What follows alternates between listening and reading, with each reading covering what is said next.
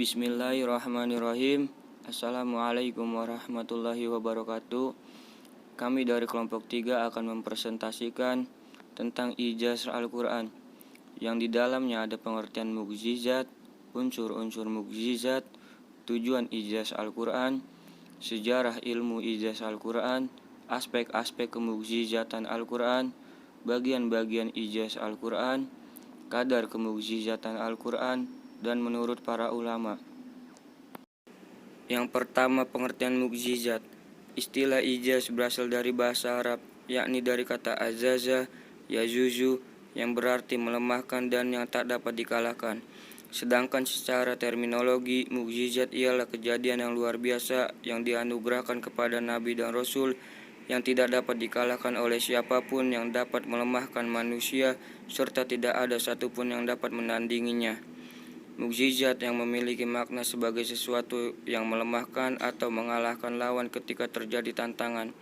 Sebagaimana dituliskan, Az-Zarqani mendefinisikan ijaz sebagai sesuatu yang melemahkan atau menundukkan manusia yang beragam untuk menghasilkan sesuatu yang semisal dengannya, atau disebut juga sesuatu yang berada di luar dari kebiasaan, di luar dari sebab-sebab yang dapat diketahui secara detail, di mana Allah menciptakannya ketika seseorang menentang bukti kenabian ketika dakwah disampaikan kepadanya. Mana Khalil Al-Qatan mengatakan bahwa ijaz adalah memperlihatkan kebenaran Nabi di dalam menyampaikan dakwah risalahnya dengan memperlihatkan ketidakmampuan orang Arab dalam menentang mukjizat Rasulullah yang abadi Al-Quran dan melemahkan generasi sesudahnya. Adapun unsur-unsur yang dikata mukjizat, yaitu peristiwa ini tidak akan mampu dilakukan oleh manusia. Peristiwa ini diberitakan sebelumnya oleh seorang yang bijaksana dan sesuai dengan apa yang telah diberitakan. Mengandung tantangan terhadap yang meragukan kenabian. Adapun tujuan ijaz Al-Quran, yang pertama, membuktikan bahwa Nabi Muhammad SAW adalah seorang nabi dan rasul yang menerima mukjizat Al-Quran. Yang kedua, kitab Al-Quran merupakan wahyu Allah dan bukan produk manusia. Yang ketiga, menunjukkan kelemahan mutu sastra dan balgoh bahasa manusia. Terbukti pakar-pakar pujangga sastra dan seni bahasa Arab tidak ada yang mampu mendatangkan kitab seperti Al-Quran. Dan yang keempat, menunjukkan kelemahan daya upaya dan rekayasa umat manusia yang tidak dibandingkan dengan keangkuhan dan kesombongannya. Sejarah ilmu ijaz Al-Quran. Menurut Dr. Subhi As-Solih dalam kitab Mabahis fi Ulum Al-Quran, bahwa yang pertama kali membicarakan tentang ijaz Al-Quran ialah Imam Al-Jahid. Dalam kitab Nuzmu Al-Quran, hal ini seperti diisyaratkan dalam kitab yang lain, Al-Hayawan. Beliau mengatakan bahwa kitab tersebut terkumpul ayat-ayat Al-Quran untuk mengetahui antara ijaz dan penghapusan dan di antara penambahan, keutamaan, dan istiarat. Apabila kamu membaca ayat Al-Quran, maka akan nampak keijazannya. Kemudian dilanjutkan oleh Muhammad Ibnu Jais Al-Wasiti dalam kitab Ijaz Al-Quran yang banyak mengutip isi kitab Al-Jahiz. Akan tetapi kitab ini tidak sampai kepada kita. Kemudian Abdul Al-Qahir Al-Jurzani dalam kitab Dalailul Al-Ijaz. Dilanjutkan oleh Imam Ar-Rumi dalam kitab Ijaz yang di dalamnya mengupas segi-segi kemukjizatan menurut Dr. Subhi As-Solih dalam kitab Mabahis fi Ulum Al-Quran, bahwa yang pertama kali membicarakan tentang ijaz Al-Quran ialah Imam Al-Jahid. Dalam kitab Nuzmu Al-Quran, hal ini seperti diisyaratkan dalam kitab yang lain, Al-Hayawan. Beliau mengatakan bahwa kitab tersebut terkumpul ayat Al-Quran untuk mengetahui antara ijaz dan penghapusan dan di antara penambahan, keutamaan, dan istiarat. Apabila kamu membaca ayat Al-Quran, maka akan nampak ijazahnya. Kemudian dilanjutkan oleh Muhammad Ibnu Jais Al-Wasiti dalam kitab Ijaz Al-Quran yang banyak mengutip isi kitab Al-Jahid. Akan tetapi kitab ini tidak sampai kepada kita. Kemudian Abdul Al-Qahir Al-Jurzani dalam kitab Dalailu Al-Izaz, dilanjutkan oleh Imam Arumi dalam kitab Ijaz yang di dalamnya mengupas segi-segi kemukjizatan Al-Quran. Aspek-aspek kemukjizatan Al-Quran. Al-Quran memberita yang mengandung goib yang tidak ada seorang pun yang mampu menandinginya. Adapun berita-berita goib itu sebagai berikut. Kegoiban masa lampau seperti kisah Nabi Musa alaihissalam, kisah Fir'aun, Ashab Al-Kahfi, dan kaum Adnan Tasamu. Sebagai firman Allah dalam surah Al-Baqarah ayat 67, kisah Nabi Musa dan kisah Fir'aun dalam surah Al-Baqarah ayat 67. Yang artinya, dan ingatlah ketika Musa berkata kepada kaumnya, sesungguhnya Allah menyuruh kamu menyembelih seekor sapi betina. Mereka berkata, apakah kamu hendak menjadikan kami buah ejekan? Musa menjawab, aku berlindung kepada Allah agar tidak menjadi salah seorang dari orang-orang yang jahil. Artinya, sesungguhnya Fir'aun telah berbuat sewenang-wenang di muka bumi dan menjadikan penduduknya berpecah belah dengan menindas segolongan dari mereka, menyembelih anak laki-laki mereka, dan membiarkan hidup anak-anak perempuan mereka. Sesungguhnya Fir'aun termasuk orang-orang yang berbuat kerusakan. B. Kegoiban masa yang akan datang, seperti kisah kemenangan Romawi setelah kekalahannya, khusus Al-Walid bin Al-Mughirah, dan kasus Abu Jahal, sebagaimana firman Allah surat Ar-Rum ayat 1-5 tentang kemenangan Romawi dan kekalahannya, yang artinya Alif Lam Mim, telah dikalahkan bangsa Romawi di negeri yang terdekat dan mereka sesudah dikalahkan itu akan menang dalam beberapa tahun lagi. Bagi Allah lah urusan sebelum dan sesudah. Dan di hari kemenangan bangsa Romawi itu bergembiralah orang-orang yang beriman. C. Kegoiban masa sekarang, terbukanya niat busuk orang munafik di masa Rasulullah SAW, sebagaimana firman Allah, dan di antara manusia ada orang yang ucapannya tentang kehidupan dunia menarik hatimu dan dipersaksikannya kepada Allah isi hatinya, padahal ia adalah penantang yang paling keras. 2. Pemberitahuan tentang kondisi Nabi sebagai orang yang ummi, Nabi yang tidak bisa membaca dan menulis.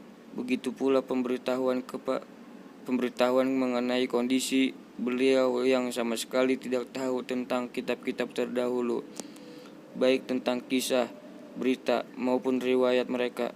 Dalam keadaan seperti itu, tiba-tiba menyampaikan kepada beliau ringkasan peristiwa yang telah terjadi, yakni persoalan besar dan sejarah yang sangat penting mulai sejak Allah menciptakan Nabi Adam, yang mencakup permulaan ciptaannya, persoalan yang dihadapinya hingga perbuatan yang mengakibatkannya diusir dari surga.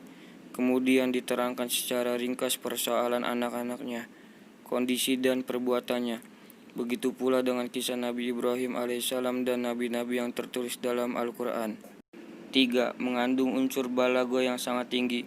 Sebagaimana kita ketahui bahwa orang Arab pandai berbahasa Arab, sastra, serta membuat syair-syair atau puisi. Namun ketika mereka dihadapkan kepada Al-Quran, mereka tiada bandingnya. Struktur yang mengandung mukjizat diantaranya ada yang bertumpu pada bentuk global, yakni struktur Al-Quran dilihat dari berbagai aspek dan penjelasan. Modelnya yang berbeda di luar struktur kalimat yang biasa digunakan oleh orang Arab.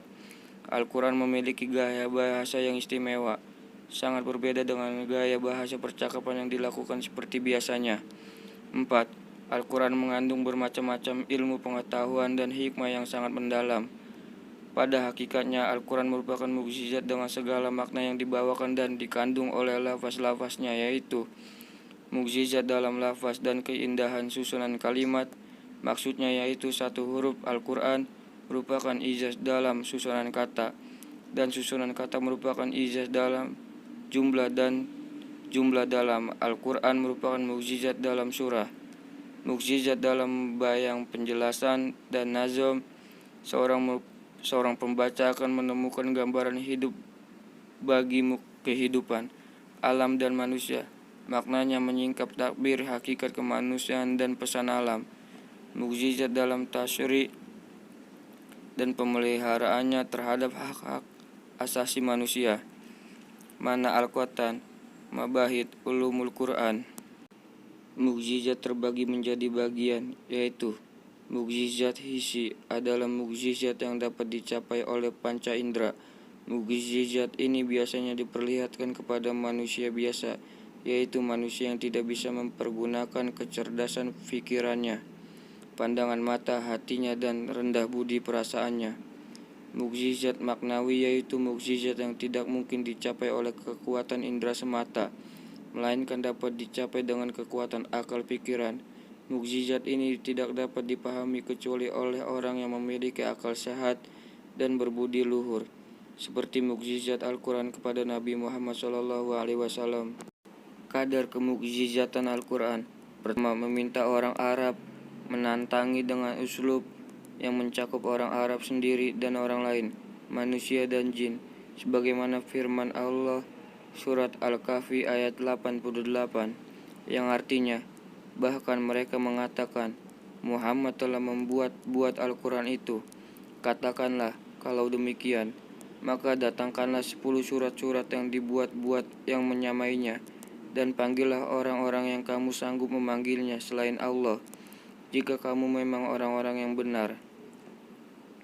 Kedua, Rasulullah menantang mereka dengan 10 surat saja dan Al-Quran, sebagaimana firman Allah dalam firman Allah Subhanahu wa ta'ala surat Hud ayat 13 dan 14, yang artinya, bahkan mereka mengatakan, Muhammad telah membuat Al-Quran itu. Katakanlah, kalau demikian, maka datangkanlah 10 surat-surat yang dibuat-buat yang menyamainya, dan panggillah orang-orang yang kamu sanggup memanggilnya selain Allah, jika kamu memang orang-orang yang benar. Jika mereka yang kamu suruh itu tidak menerima seruanmu itu, maka ketahuilah, sesungguhnya Al-Quran itu diturunkan dengan ilmu Allah, dan bahwasanya tidak ada Tuhan selain Allah. Maka maukah kamu berserah diri kepada Allah? Ketiga, mereka tidak mampu menandingi tantangan tersebut. Akhirnya Rasulullah menantang mereka dengan 1 surat saja dari Al-Quran. Pengertian ijaz menurut para ulama. Yang pertama, Abu Bakar Al-Baqilani mengatakan bahwa ijaz Al-Quran terkandung di dalamnya dan bukanlah ijaz itu muncul dari intervensi Allah terhadap manusia berupa syarafah atau tindakan untuk mengalihkan bangsa Arab agar tidak mampu membuat yang serupa dengan Al-Quran. Al-Baqilani lebih menyorot bahwa ijaz Al-Quran lebih jelas, tetapi Al-Baqilani dianggap belum menjelaskan tuntas tentang ijaz Al-Quran.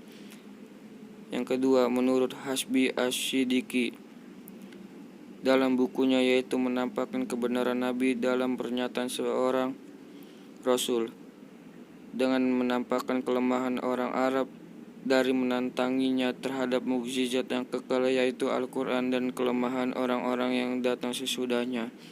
Mana Al-Qata, yang dimaksud mukjizat yaitu menampakkan kebenaran Nabi dalam pengakuannya sebagai seorang Rasul, dan dengan menampakkan kelemahan orang Arab untuk menghadapi mukjizatnya dengan abadi, yaitu Al-Quran, dan kelemahan-kelemahan generasi mereka.